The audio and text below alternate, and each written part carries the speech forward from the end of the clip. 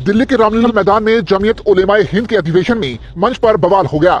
मौलाना अरशद मदनी ने मोहन भागवत की आलोचना करते हुए कहा कि अल्लाह और ओम एक हैं। इस पर जैन गुरु लोकेश मुनि ने आपत्ति जताई, जिसके बाद जैन और कई दूसरे धर्मगुरुओं ने मंच छोड़ दिया।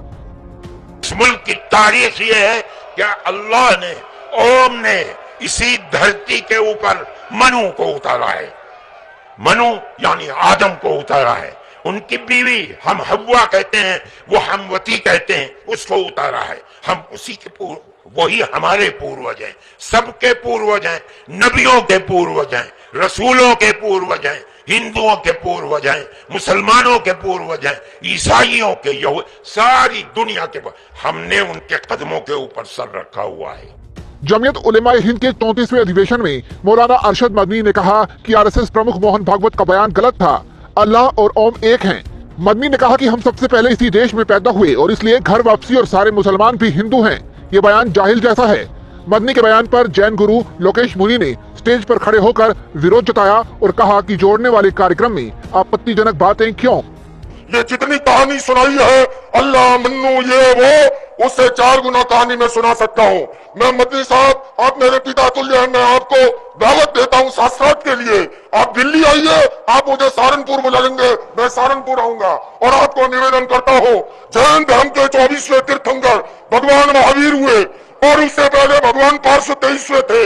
अरिष्ट नेमी जो है योगीराज कृष्ण के चचेरे भाई थे, किंतु याद रखिए उससे पहले तीर्थंकर भगवान ऋषभ थे, जिनके पुत्र भरत और बाहुबली के आधार पर इस भारत देश का नाम पड़ा है। आप ऐसे नहीं मिटा सकते। आपने जो बात कही है मैं सहमत नहीं हूँ और मेरे सारे सर्व धर्म के संत कोई इससे सहमत नहीं है। हम केवल सहमत हैं आपस में मिलजुल के रहें। इससे पहले महमूद मदनी ने कहा कि बीजेपी और आरएसएस से कोई दुश्मनी नहीं है, लेकिन धर्म के आधार पर कोई भी भेदभाव नहीं होना चाहिए। उन्होंने कहा कि हमारे वैचारिक मतभेद हैं।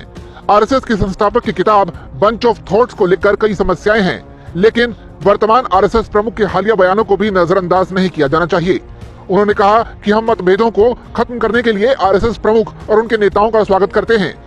हम यहाँ ये वाजे कर देना चाहते हैं कि आरएसएस और बीजेपी से हमारी कोई मजहबी अदावत नहीं है, बल्कि मजहबी या नस्ली अदावत नहीं है, बल्कि हमें सिर्फ उन नजरियात से इख्तलाफ है जो समाज के मुख्तलिफ तबकात के दरमियान बराबरी, नस्ली अदम इम्तियाज और दस्तूर हिंद के बुनियादी उसूलों के खिलाफ है। जमीयत उलेमाए हिंद के राष्ट्रीय अधिवेशन में कई प्रस्ताव पास किए गए। जमीयत के इस अधिवेशन में देश की एकता, अखंडता के साथ साथ मजहबी भाईचारे को मजबूत करने के लिए प्रस्ताव पास किया गया।